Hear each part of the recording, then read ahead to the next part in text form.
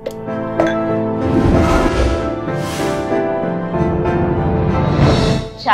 with Chitra.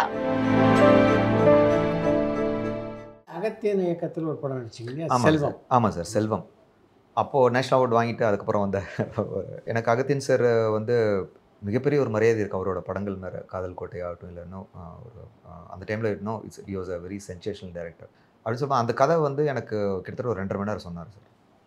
It was amazing. வந்து அவர் அந்த பழசெல்லாம் மறந்துடுவான், பழசை மறந்துட்டு தன் யாருன்னு தேடிட்டு இருக்கிற ஒரு கேரக்டர். ஐ திங்க் அந்த டைமில் ஒரு நல்ல ஒரு சேலஞ்சிங்கான ஒரு கேரக்டராக. எனக்கு டவுட் சார், இது என்னால் பண்ண முடியுமா, எனக்கு தெரியல, டூ ஏர்லி ஃபார் மீ. இல்லை அப்படின்னு சொல்லிட்டு அவர் ஃபுல் ஸ்கிரிப்டை நடித்து காமிச்சார். அவர் நடிச்சே காமிச்சிட்டார். அதுக்கப்புறம் உங்கள் கூட ஒரு படத்தில் நடிக்கவும் நடித்தார்ல. ஆமாம், நடித்தார். அகரம்ல நடித்தார். ஸோ அது ஒரு நல்ல ஒரு எக்ஸ்பீரியன்ஸ். எனக்கு என்ன, அந்த அவ்வளோ ஸ்ட்ரெயின்ஃபுல்லாக இருந்தது ஒவ்வொரு சீன்ஸ் பண்ணுறதுக்கு. அகத்தியன் சார் வந்து அவர் ஒரு விஷயம் பண்ணும்போது கூட 10 விஷயம் பண்ணுவார். அவரோட மேனரிசம் அது. வந்து ஒரு விஷயம் சொல்லும்போது ஒரு ஒரு 10 விஷயத்தை நினைக்க தோணும். அவர் ஆக்டிவிட்டீஸ் அந்த மாதிரி தான் இருக்கும். ஒரு விஷயம் சொல்லும்போது இதை விட்டுட்டு அடுத்த விஷயம் சொல்லுவார், அது பிரேக் ஆகி அடுத்த விஷயம் சொல்லுவார். ஸோ அதையும் நம்ம கிராஸ் பண்ணணும். ப்ளஸ் அது வந்து அது கேரக்டருக்கு வந்து கொஞ்சம் அது இன்க்ளூட் பண்ணிட்டேன். அவர் வந்து அந்த பாதியை பேசி பிரேக் பண்ணி இன்னொரு விஷயத்துக்குள்ளே போகிறத அது வந்து நான் கொஞ்சம் கேட்ச் பண்ணிட்டேன். இது பண்ணால் கொஞ்சம் நல்லாயிருக்குன்னு தோணுச்சு. அப்புறம் ஒரு 2-3 சீன் போக அந்த பழசை வந்து ரிமெம்பர் பண்ணுற ட்ரை பண்ணுறான். ஆனால் யாருன்னு தெரியல, யார்கிட்ட போய் கேட்குறேன்னு தெரியல அப்படிங்கிற அந்த தவிப்பு. ஸோ இதெல்லாமே அந்த ஒவ்வொரு சீக்வன்ஸ் வந்து பண்ணும்போது அந்த ஒரு சீன் பண்ணதுக்கப்புறம் நான் தூங்கிடுவேன்.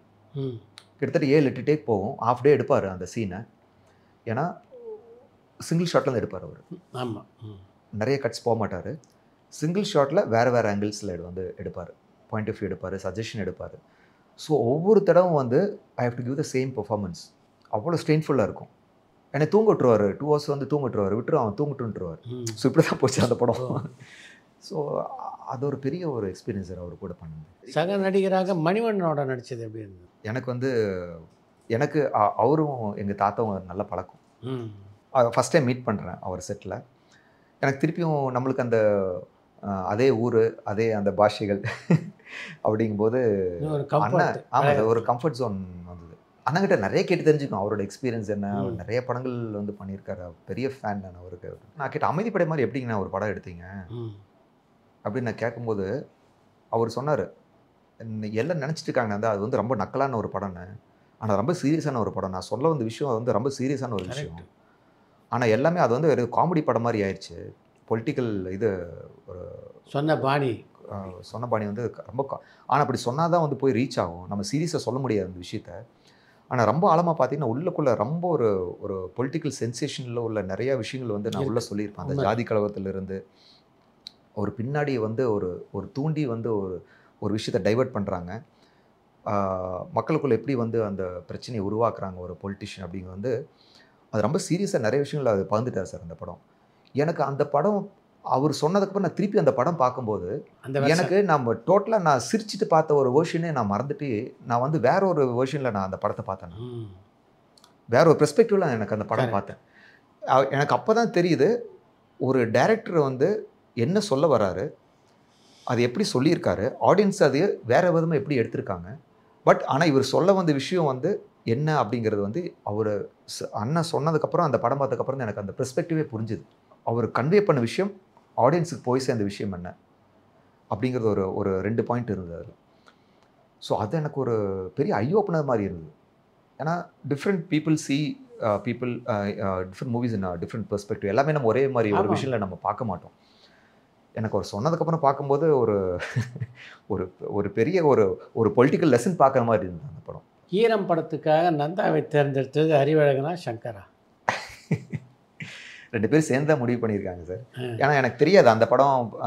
எனக்கு அப்போ உற்சாகம் படம் பண்ணிகிட்டு இருந்தேன் ஜிவிபியில். அப்போ எனக்கு அறிவழகன் வந்து இப்போ எஸ்பிலிம்ஸ்லேருந்து கால் பண்ணுறேன்.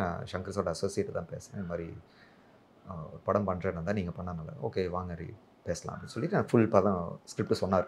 2 மணி நேரம் ஸ்கிரிப்ட் சொன்னார். அப்போ எனக்கு தெரியாது நெகட்டிவ் ரோல் பண்ணுறேன்னா போலீஸ் ரோல் பண்ணுறேன்னா எனக்கு தெரியாது. வேகாக ஒரு கதை சொன்னார்.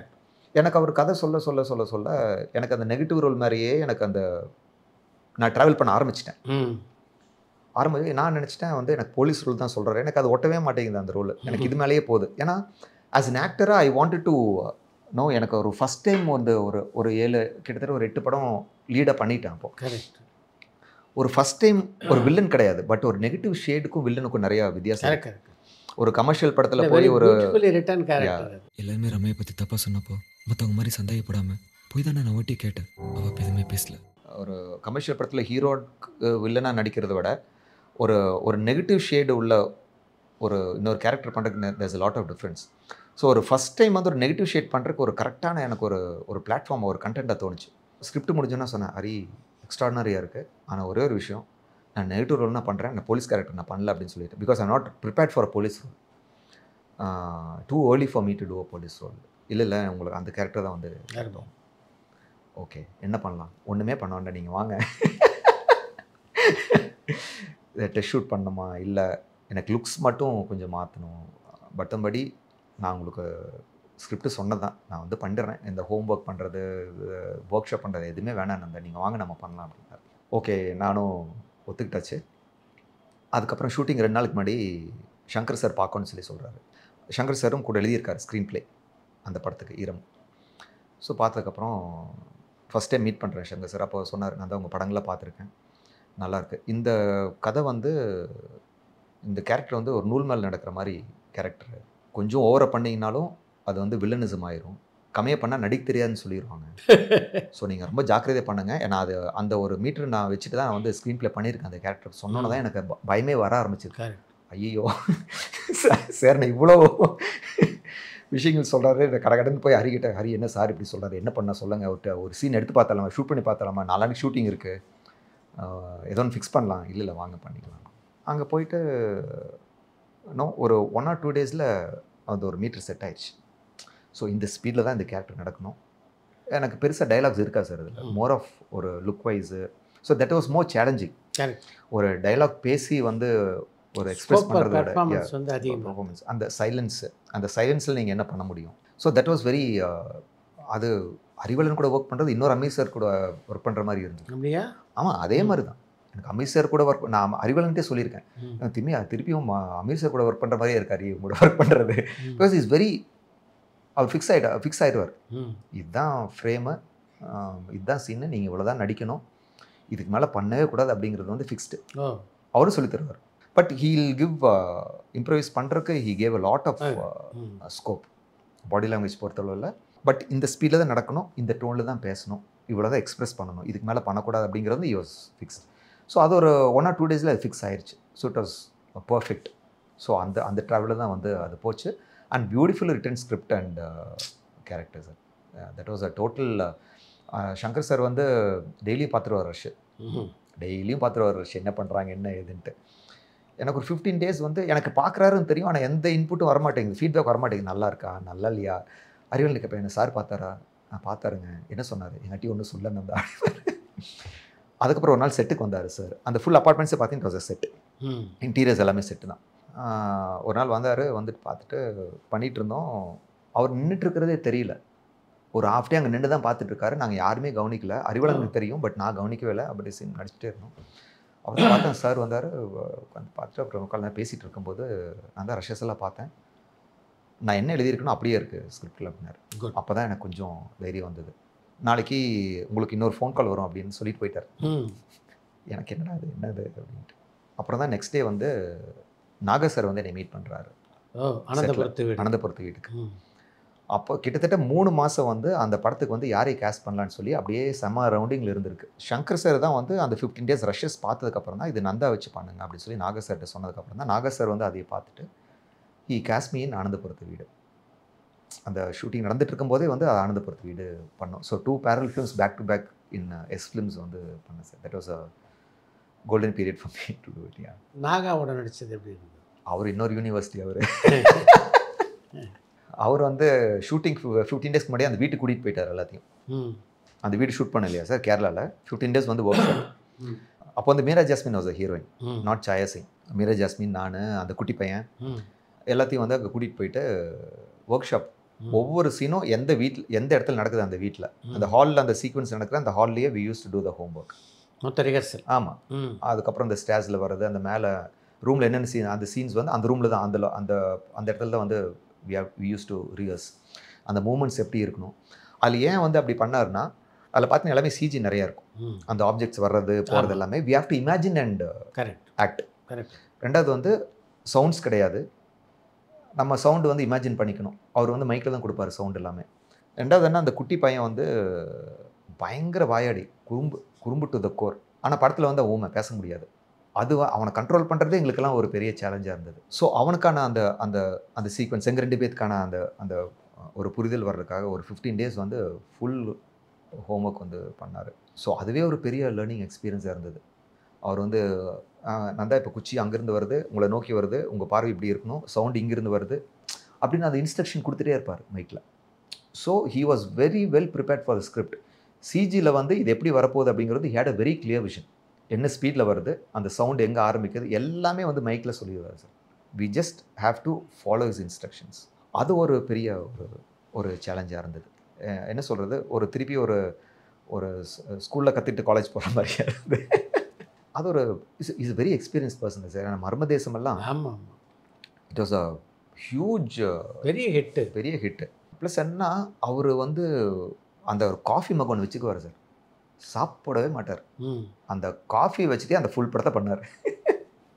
It's good. ஆனால் ஒவ்வொரு சீனுக்கும் ஒவ்வொரு விஷயத்தையும் வந்து அவர் சொல்கிற விதமாகட்டும், அந்த குழந்தைகிட்ட இல்லை எங்கிட்ட இல்லை சாயாக்கிட்ட அவ்வளோ பொறுமையாக வந்து சொல்லுவார். அவர் சத்தமே மைக்கில் பேசினா தான் அவர் வாய்ஸே கேட்கும்.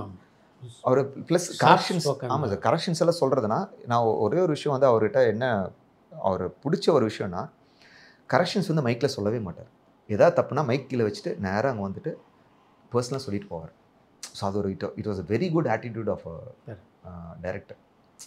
So it was like a big encouragement for us. So அது வந்து it's a good learning experience for me.